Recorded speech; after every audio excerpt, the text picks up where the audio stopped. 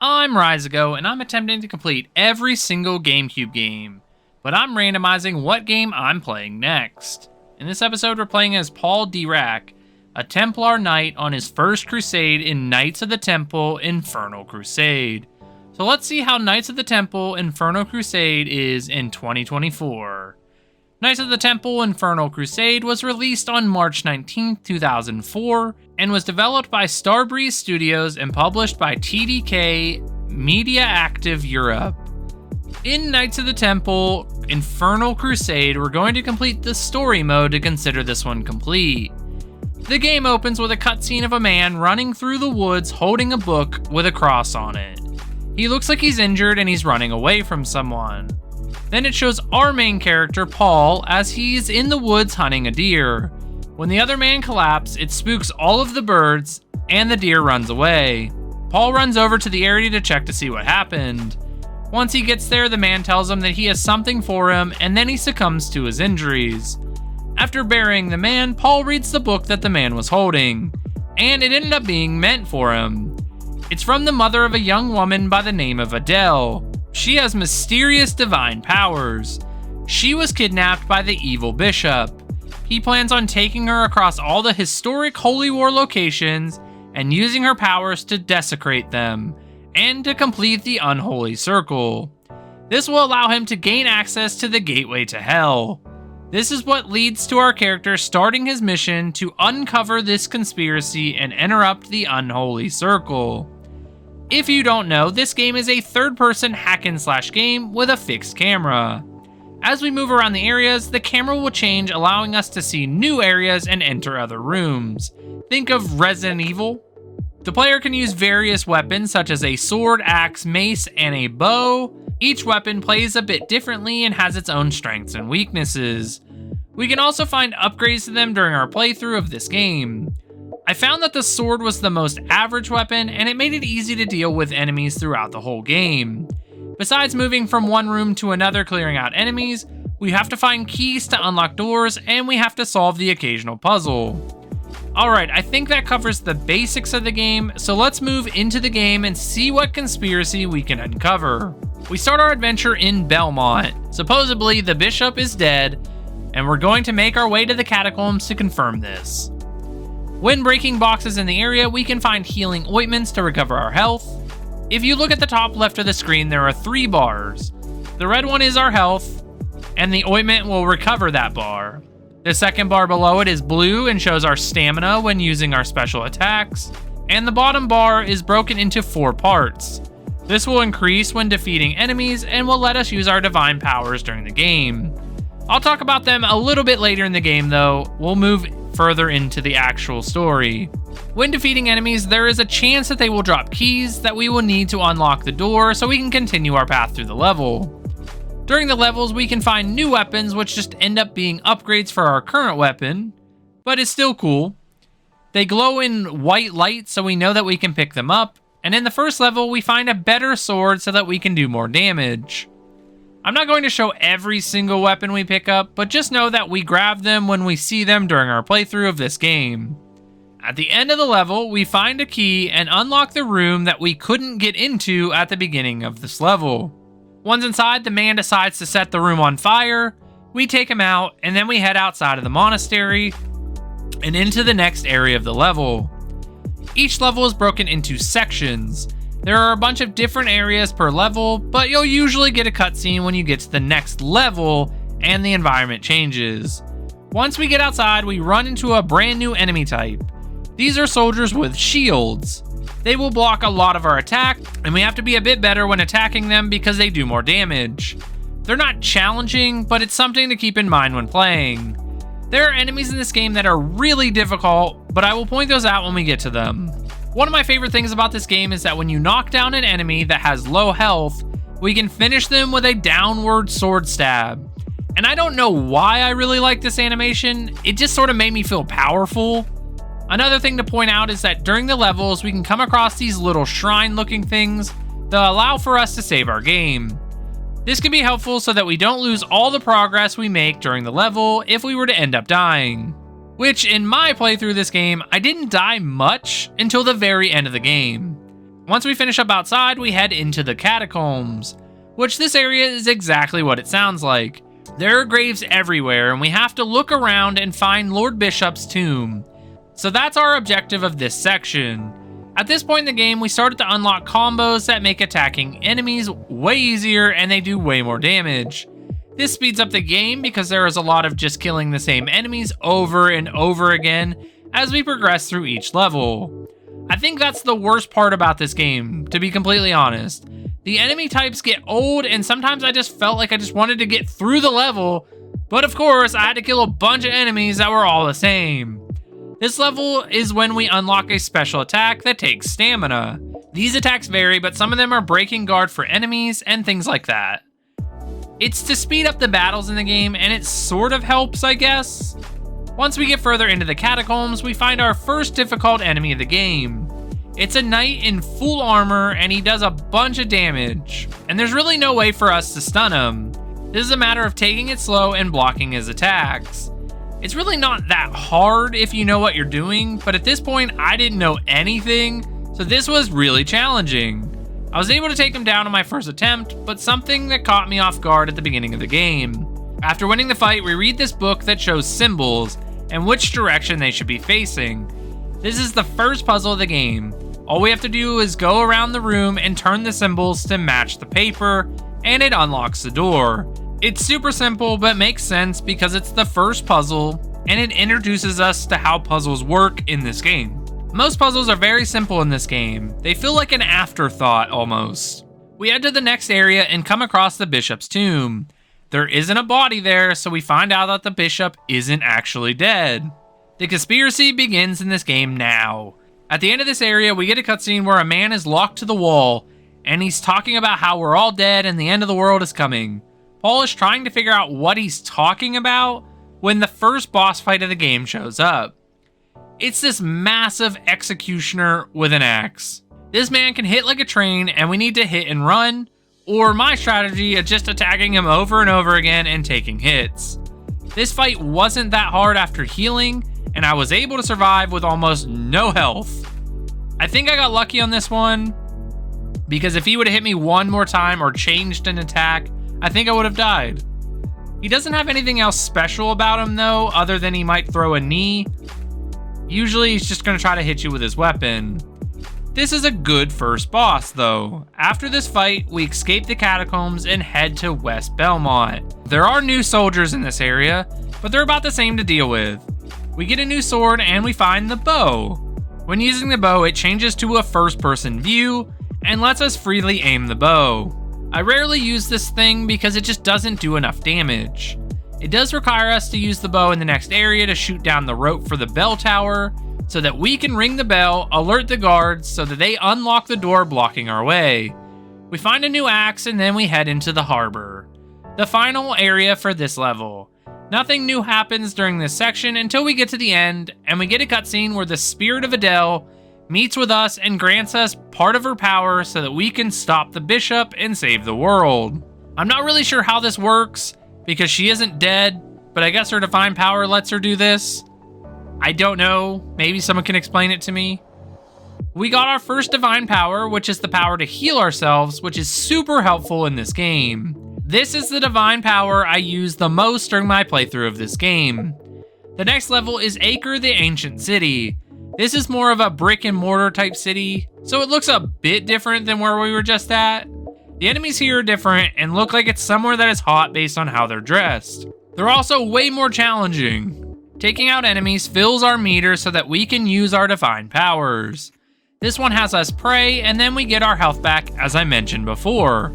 Once we get through this area, we head down into the sewers where we have to use floodgates to block the water so that we can advance. I would consider this a puzzle, but it wasn't a very challenging one. Once we get to the end of this area, we get another cutscene, a very strange one. When we enter, there are a few soldiers that have a man on a cross that they have just killed and they're closing his eyes. Then the man turns around and asks us what side we're on and if we're fighting for the right cause. During this, the bishop shows up in the background and his movements and speech match the man that is talking to us. So he's able to control the people around him. This is a good power to have, but it's a weird one. This must have something to do with his demonic possession. He tells us they need to use Adelle, which we don't like, and we push him away. He throws a knife at us that we dodge, and then we have to fight the soldiers. 2 of the soldiers are normal, but one of them is a Black Knight. And I would consider this a mini boss because he does a bunch of damage. He is a bit of a sponge when we attack. During the fight, there is a chest in the corner that I opened, and we got an upgrade to our healing, meaning that it will give us more health back when we use it. Then after a long time, we take out the Black Knight and get a key for us to escape the room. The next area of this level is called A Way Out, and we have to go through the underground area and make our way out. There are so many enemies in this section, but it sort of just looks like a prison, so I'm not sure what the area actually is. We come across another puzzle that has us spinning wheels to match up the picture carved on them. I've always really liked puzzles like this in games.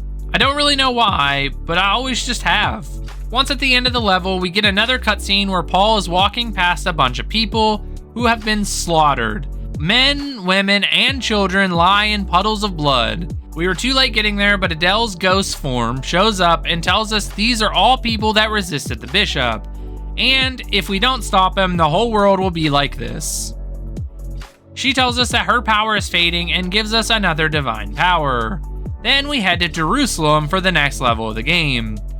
Our new divine power is a blue shield that we can summon that will protect us from attacks. This ended up being one of the divine powers I rarely used. We come across another treasure chest that gives us an upgrade for the shield, and then we find this spinning wheel puzzle. In this puzzle, we have to align the images based on the statue to the right of it to unlock a door. This puzzle wasn't challenging at all, but since it's so low rendered graphics, it ends up being hard to see what image is on the statue. So it took me a couple tries to complete this one. We upgrade our divine healing power again, and then get to the end of the level and head below Jerusalem for the next area. This is just another area that looks like the sewers from before. Nothing really stands out, and it feels a bit lazy at this point. Once finishing up the level, we get another cutscene where we find Adelle picking up a bird, and she tells us that the bishop's evil is even affecting nature, and that we need to head to Petra, and it's important we stop him there. She grants us another divine power, and then we leave. The next area is Petra, which is a big city that looks like it was built in the rocks of a desert. Sorry that I don't know anything about this. If you know more, let me know down in the comments below. Our new divine power allows us to cause a green shockwave on the ground that will hit all enemies around us. This knocks them over and can be very helpful if we ever get overwhelmed. It's a good divine power, and I really like this one. I died in this area because of trying to take out some enemies using the bow. This weapon was so hard to use, and I felt like it didn't do any damage. Towards the end of this area, we come across a room with a fountain. Paul really needs water, but when he gets over to the fountain, there isn't any. Luckily for Paul, Adelle shows up behind us and gives us some water and tells us that this is the last of her power that she's giving to us. She tells us that the bishop plans on sacrificing her to open the gates to hell, and we need to get there. If he's successful, then we don't stand a chance. She grants us our last divine power and leaves again. We grab our helmet and head to the next area. In the next room, we have an enemy gauntlet that ends with us fighting what I would call two mini bosses. One is a Black Knight again, and then a White Knight is the other one. Both of them have a bunch of health and can hit us for a lot of damage, so we need to take them out one at a time and not get trapped in the corner. I actually died on my first attempt at this, but the second time I attempted it, I made sure to keep all of my divine power and just use it for healing to win the fight. This was difficult, and I noticed that the game was getting more challenging the further I got into it. When fighting these knights one-on-one, they're super simple to take care of, but fighting them both at the same time, you have to be extremely careful. It's strange how this game does that. When more than one enemy is fighting us, it makes the game seem like we're playing it on the hardest difficulty. And then when we face just one enemy, it's like playing the game on easy. It's just a weird thought I had. We took out the Black Knight first, and then we healed, and at this point I knew we had this fight in our hands. We took out the White Knight and ended the fight. The next level in this game is Hell. We literally go down into hell to fight demons in this section. The enemies in this section are the most challenging, and it felt like there wasn't any quick way to fight them. There are half-body ghosts that shoot yellow energy balls at us, bodies that drag themselves on the ground at us, and then these buff demons that use a flaming sword to fight us. I wanted this section to be over as soon as I started it. We're fighting by lava, and it was extremely annoying. The worst part, though, is this awful sound that they make. It's almost like nails on a chalkboard to me. Who decided that this was a good idea? Take a listen to this. It's so bad.